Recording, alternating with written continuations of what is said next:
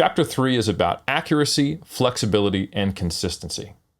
Specifically, there's a balancing act between accuracy and flexibility that, if you get right, will lead to long-term consistency. What do I mean by a balancing act between accuracy and flexibility?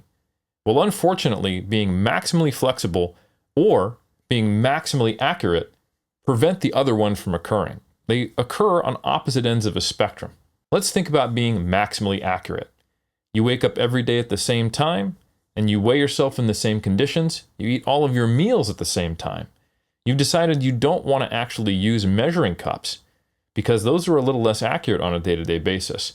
You want to also weigh everything, not only on the scale to the gram, but also in the same condition. You don't want to weigh your chicken cooked sometimes or uncooked other times because of the changes in the water content due to cooking. You want to use the same number of sprays of your olive oil on your pan. You don't want other people to prepare your food for you. You want to make sure that you're actually in control and you're actually getting the accurate numbers of grams for each food so you can hit your target macros, protein, carbs, and fat, within a gram. On top of that, you're actually deciding, you know what, I'm going to keep a consistent intake of fluids, and I want to keep a consistent step count, and I want to make sure that my sodium intake is only within a gram on a day-to-day basis so that my weigh-ins and my intakes and my expenditure and my deficit that I'm targeting right now are all as accurate and consistent as possible. Now, that might be a very reasonable approach for someone who's 6 weeks out from a bodybuilding show and trying to get shredded, and they're only trying to achieve a 200-calorie deficit because they're already really lean, and they're trying to lose a little bit of weight each week so they don't sacrifice lean mass. And being off by a small amount can actually remove a substantial portion of that deficit to where they don't actually get in shape on time because there's time pressure.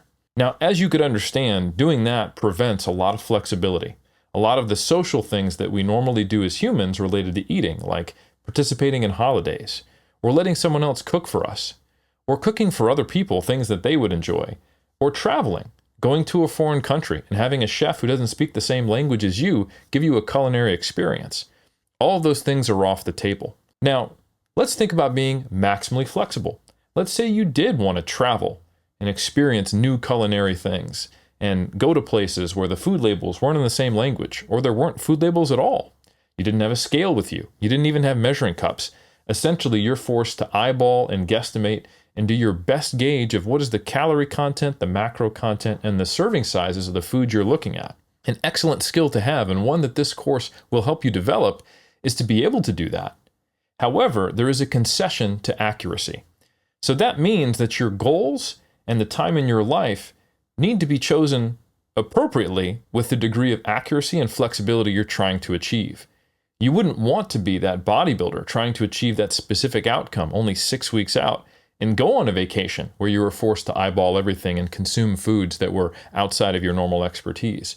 Likewise, you wouldn't want to go on vacation with the goal of experiencing all of that and bring your food scale with you and interrogate a chef and try to get them to understand your language when they don't, and try to figure out, did they use 1 tablespoon of olive oil or 1.5 tablespoons, because you've got to track your macros. Obviously, those are bad fits in either case, and that's going to threaten your adherence, threatening your long-term consistency. So the goal is to find the right balance at the right time for the specific outcome you're trying to achieve, and to also know when and how to transition between periods of being more accurate or more flexible so you can achieve long-term consistency. Where most people struggle is the transition from times where they need to be more accurate and times when they need to be more flexible. Indeed, one of the hardest phases for contest prep physique athletes is moving from the final phase of prep where they need to be very accurate to then transitioning into recovery in the off-season and purposely gaining body fat. It's quite the U-turn for the mind, not only seeing your body change, but also making changes to how precise you are. But good bodybuilders who stay in the sport for a long time get very good making this transition, and it is a skill, and it does take experience and overcoming fears. Likewise, those who want to modify their weight at different times depending upon their goal also need to know when they can ramp up the flexibility so that they're not preventing themselves from experiencing the things in life that we all enjoy related to food and social occasions, because that's going to eventually threaten you even tracking at all. Ultimately, you want to be good at both ends of this spectrum. When you have extreme goals, like needing to make weight for a powerlifting competition, or trying to diet for a photo shoot, or get on stage, you want to be able to leverage those skills where you can be as accurate as possible. So you want to actually develop the skill of tracking precisely, trying to hit macros within 5 grams, controlling your food, and seeing that on a day-to-day basis, when you do exert that level of effort and that level of precision, you get measurable, predictable weight loss or weight gain, or can maintain weight. That's an empowering experience, knowing that if you need to, you can pull that trigger, flip that switch, and make things happen in the way you need them to. Likewise, you need to be able to have the skill of flexibility. If you go on vacation, maybe you could be different than most people and actually not gain weight, or maybe even generally lose a little bit of weight. Maybe not as fast as your typical rate of weight loss would be when you're at home hitting your target deficit, but even if you could lose just at half that rate while on vacation, doing your best to eyeball and making the best decisions you can while not sacrificing having fun and living a cool experience, that would be a great skill to have and one you should develop. Ultimately, having maximum accuracy requires more control, and it increases precision and accuracy, but having maximal flexibility is going to decrease your precision and decrease your accuracy. It's knowing to what degree is that acceptable and at what times. And being able to transition between the two, that is the mark of someone who has really developed this skill and knows how to make this balancing act occur. In either case, there needs to be some degree of exerting restraint. The similarity between being flexible while tracking or being accurate while tracking is the act of restraint. Even if you're not as accurate while being more flexible, you're still stopping yourself at a point where you think you've hit your targets. Likewise, if the food goes on the food scale, you're weighing it to hit your targets. In both cases, you're actually exerting restraint. And there's nothing necessarily wrong with that. Restraint is actually a key skill to develop any nutrition goal, at least if it requires some effort, or truly anything in life. Restraint is basically describing the experience of delayed gratification. So while delayed gratification by exerting restraint is part and parcel of any goal, there's times where you do need to be more flexible, and there's times when you need to be a little more rigid. But importantly, there's a difference between exerting rigid restraint and flexible restraint. And we actually have a fair amount of research showing that those who are able to exert flexible restraint are more likely to achieve their nutrition goals. Indeed, in one 2002 study by Stewart and colleagues, they found that those who had a rigid restraint mindset towards the way they controlled their calories and the way they approached nutrition and dieting were less likely to keep weight off, had a higher BMI, and were more likely to display disordered eating patterns and a negative relationship with food in their bodies than those who displayed higher scores for flexible restraint. So what is flexible restraint?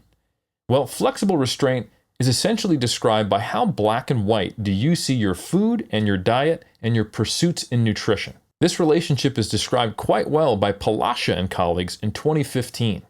They looked at 2 forms of dietary restraint, flexible restraint and rigid restraint, and also looked at them in terms of dichotomous thinking. What is dichotomous thinking? It's thinking in terms of all or nothing, black or white. If you think that you're on the diet or off the diet, or that there's good foods or bad foods, that you're eating either clean or dirty, that mentality, and it's quite common in the fitness industry, actually leads to lower rates of success, even though it seems more hardcore, more gritty, more like the buck stops here, like you have a very clear plan and you'll never deviate. Unfortunately, that mentality ultimately leads to failure when we look at the data. Now, why is that? Well, it's because once you have made a minor slip up, if you're thinking in terms of all or nothing, now it becomes nothing.